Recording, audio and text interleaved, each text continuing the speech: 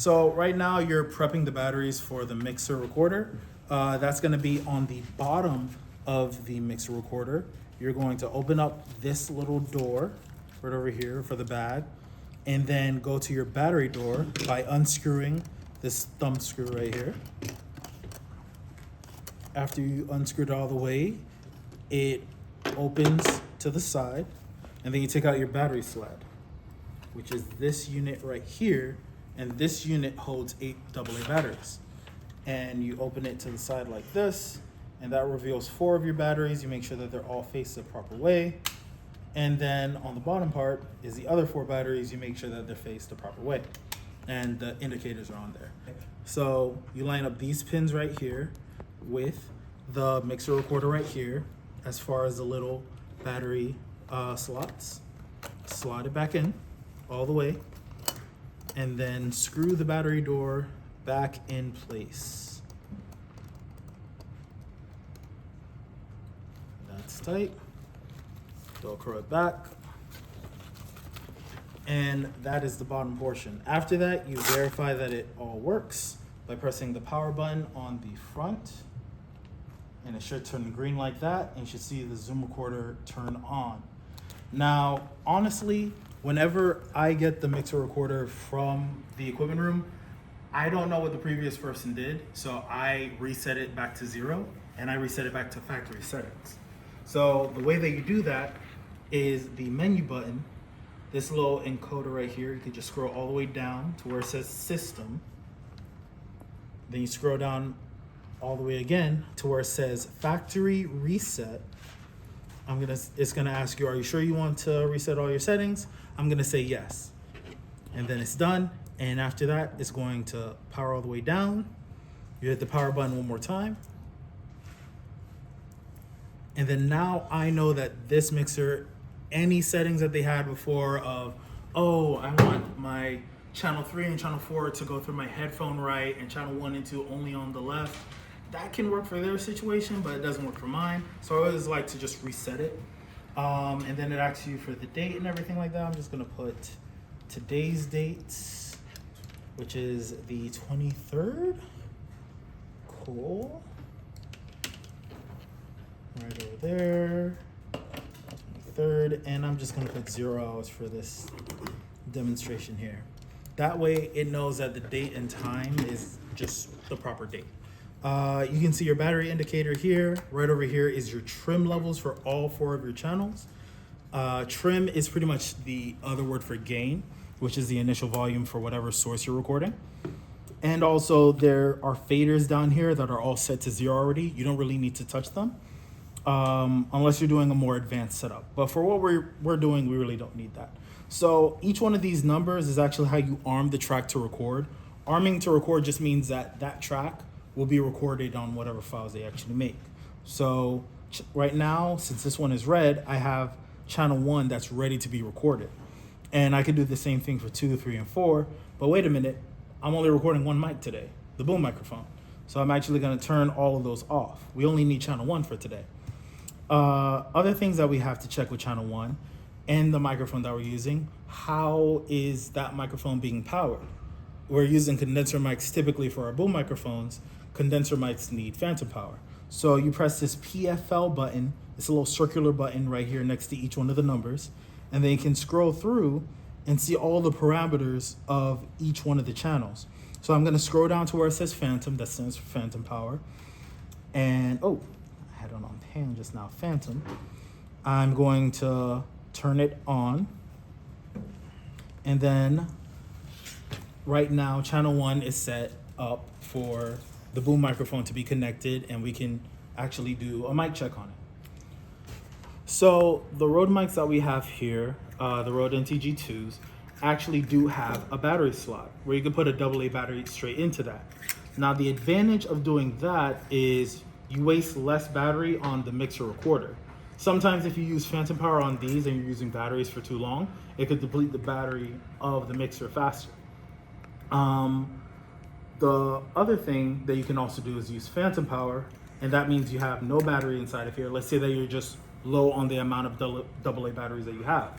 You can just leave the battery slot empty and then just hit phantom power, and then the microphone cable is how it actually powers it. The advantage of that is just ease of use. You don't have to worry about the battery in the microphone depleting, and all of your battery source and all of your power is coming from one place. So as long as that's good, you're okay. But if you know that you're going to be on a longer shoot, you only got alkaline batteries for the mixer, it's better to just get one extra battery for the boom microphone and then not have to worry about it as much. So since we did that, I can grab one more battery and I would actually turn off phantom power on here. The other thing you want to keep in mind, you don't want to have a battery inside of the microphone and also push phantom power to it at the same time. Since those are two battery sources or power sources, the NTG2 would actually overload and you would hear like a crackling noise sometimes. So it's better to just leave one source depending on what you need. So right now I'm going to turn phantom power off inside of the PFL, go back out, and I'll grab that little guy. So now you have your boom microphone. You line up the 3 pins of the microphone with the 3 holes of the female end of your XLR. After you align them, you push it all the way until you hear a click. And that's how you know the locking mechanism is actually activated. So now the microphone won't physically fall out just because of that. But you also want to make sure it's secured in a certain place. So you can either use a boom pole or anything like that, or later on we're going to learn how to use the Zeppelin blimp as well. So I'm going to place that down. So we know that we're using channel 1 on the mixer. We also want to reflect that in where we place the XLR. And each one of the XLRs are clearly labeled. There's 1, 2, 3, 4. So we're going to place this XLR same way, right side up, into slot number 1. And again, you hear that click sound. That's how you know that's secured inside. And then we just close it up. So now I have my battery inside of here, the cable connected to the mixer, and now I should be getting some kind of levels on the actual microphone. So if I say 1, 2, 3, 4, 1, 2, 3, 4, I can see levels jumping right over here. And then after we put on headphones, we can hear whether it sounds good or bad or anything like that. So you also need to plug in your headphones, which is on the other side of the F4. And it's a 1/4 inch slot right over here. You put in your 1/4 inch cable right here. And then you have your headphones in. So now a couple of important things, like we were talking about gain structure. You have to make sure that the level is proper on your mixer recorder for each one of the sources that you have coming in. So right now, I'm just gonna do a line check of mic check 1 2 1 2, hey hey hey, mic check 1 2. Right now it's a little too loud because when I actually do get a little louder, it's going into the orange level or above the -6. You can see all the way over here, 0, that's your peaking level, and you don't want to be anywhere near that for a line check or a mic check, because naturally with any artist or any actor, they're going to get louder when they actually go for the scene. So you have to give yourself some headroom. So typically I would be somewhere inside of the -12 dB space when you're actually looking at your DBFS. And that's the level they actually see here. I can change the screen like that so they can see it a little better. Let me see, one of these screens has, there it is. So right over there, that's your -12, and I'm just about hitting it. If I was any louder, let's say that I put it over here, mic check 1 2, now I'm up to -6, but if I get any louder than that, even without changing anything, I'm getting really close to that 0, and it's gonna be peaking. Peaking is not nice. That's how you get distortion. Distortion cannot be easily fixed if it's impossible to fix. There are software like declipping and everything like that that reduce the sound of distortion. But if a source is completely distorted, there's not really a way to recover from that. And then you know that you're prepared for that level of sound to be recorded. So yeah, that's the line check for the boom microphone. Now we actually have to put the boom microphone on a boom pole. And we're gonna use this one? Yeah, let's do it. And then we'll move on to the Zeppelin later. So right now he's just slotting that into the middle of these rubber bands, and that's gonna suspend the microphone in between them without actually touching any of the metal. Now the advantage of this is you're going to eliminate a lot of the boom handling noise when you suspend it inside of a clip like this. They also make other plastic clips that just lock the microphone in place.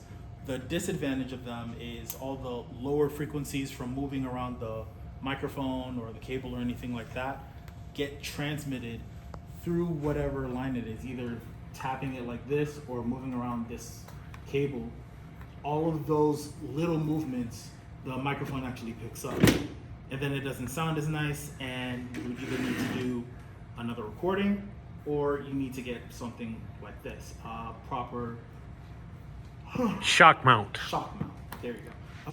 So a couple of guides is, one, if I know the camera person is going to be right over here in the middle of the two, and also I have a source that's somewhere on the side of them that I know is also going to be noisy, I'm going to, one, position myself right above the hairline, maybe a couple of inches above, and try to do that in between both of them and factoring in the tallest person first. And then after that, I try to get somewhere in between and point it towards both of them so that I'm picking them up equally. And this also goes into knowing when someone is going to speak. Right now they're about to freestyle and just say whatever they want to, but typically for an actor or actress, you have a script that they're gonna follow and saying, okay, he's about to finish out his script and point it back at her.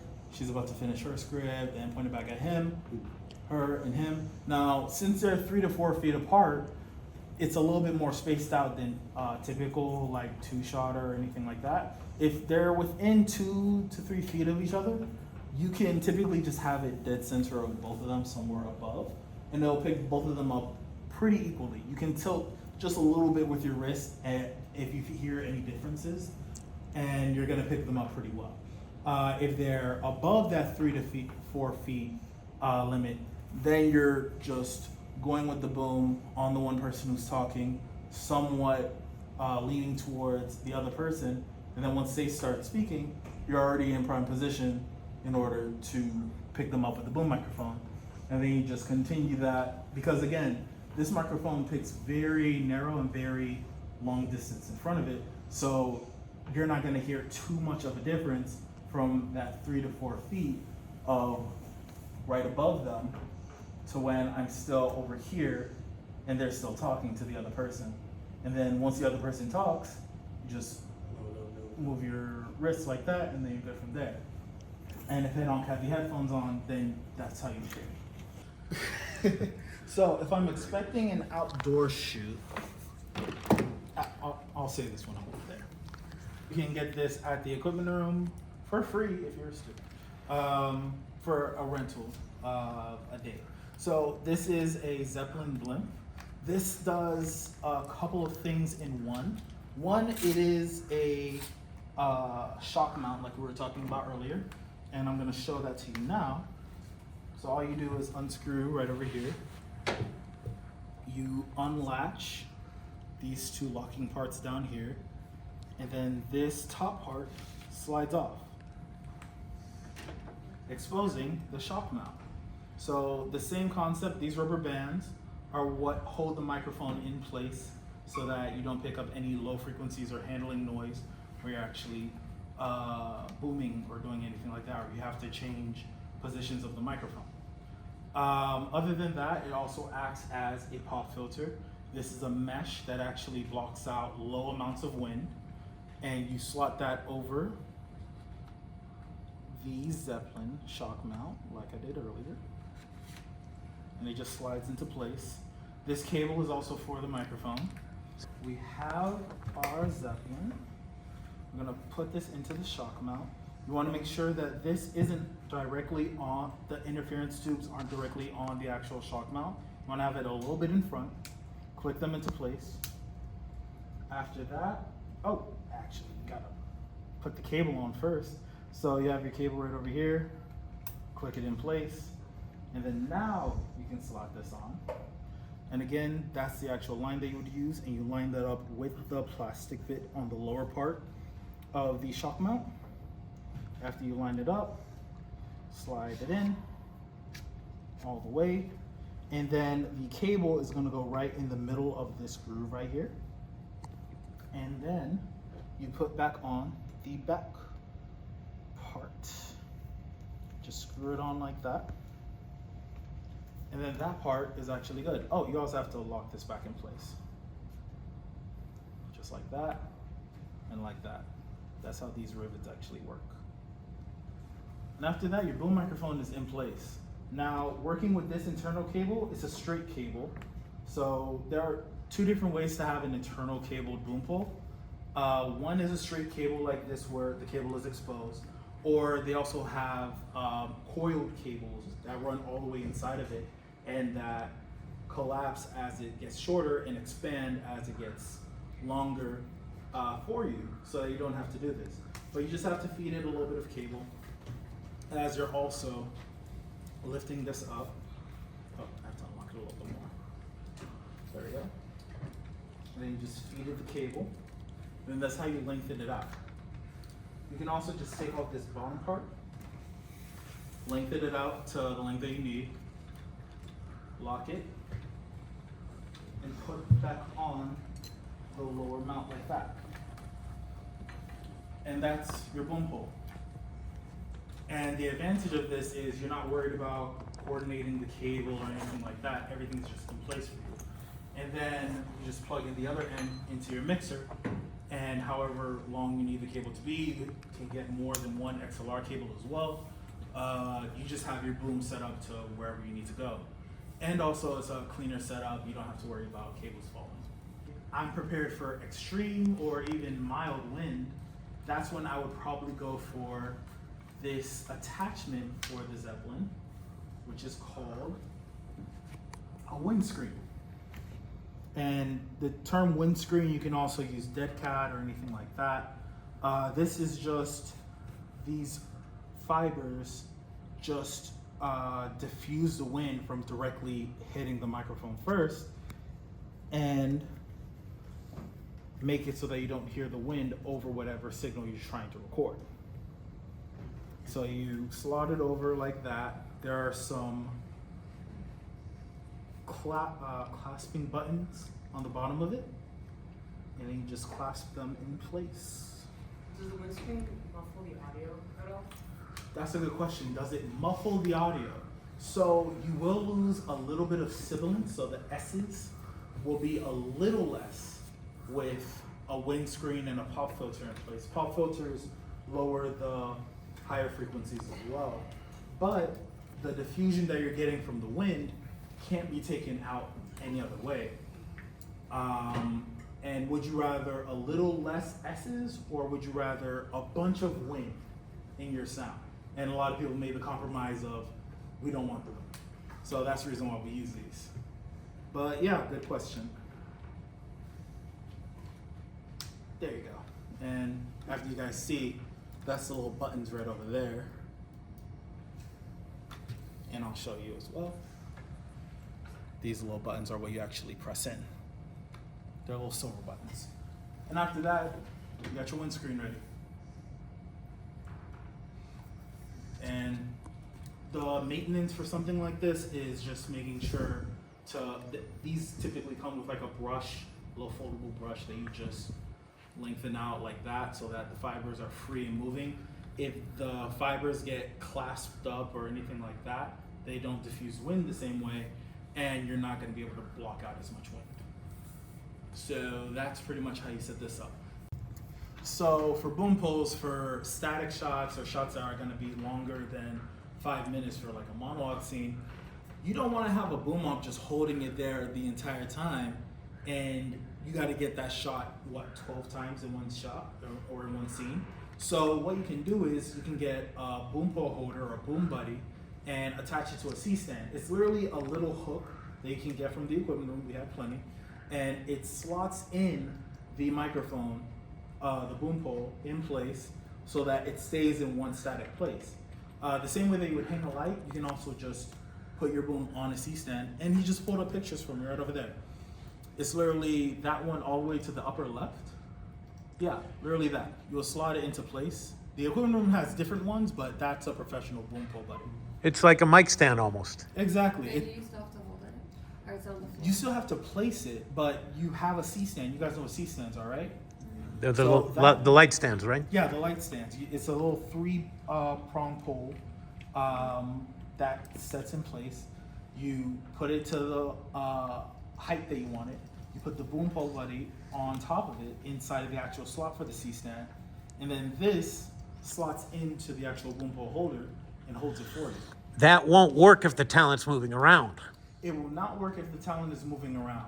And that's the reason why you still have a boom operator who can manage your boom pole holder on the C-stand. Or if it's a shot that's a moving shot, they just hold the boom pole themselves. Now, typically, you don't find that too often where they're like, oh, we need all of it to be one shot where he's standing over here for 10 minutes saying his monologue, then immediately running inside of the same shot. So they're gonna do a breakaway for when they're actually moving. And that saves your boom op a lot of energy that he can spend on the moving shot when he doesn't have to hold a pole here for 5 minutes straight. Because again, holding a boom pole isn't too laborious as much as you think, because they're always trying to make boom poles and boom microphones as light as possible. That other interior mic, like I showed you, is very small and very light. The Zeppelin that I use for it is also very light, and that makes it so that I can hold the boom pole longer. But if I'm exerting all of that energy on something that a C-stand can do for me, I'm gonna do it. I'm gonna set it up and everything be there. And then when I'm needed to spend my energy, that's when I'm gonna do it. It's just making those decisions either in preparation or when those kinds of things happen. It's just like, all right, guys, we're going for the monologue. Monologue? How long is this monologue? Oh, it's a 7-minute tape. Don't worry about it. Bring the boom pole, buddy. And then they set up the C-stand. It takes 2 minutes to set up. You put a sandbag on the bottom of the C-stand, and it stays in that one place for you the entire time. If your camera person is putting camera on a tripod and they're not moving, you can most likely do the same for the boom pole. As long as the talent doesn't move too much when they're actually saying their lines. And that takes a rehearsal shot.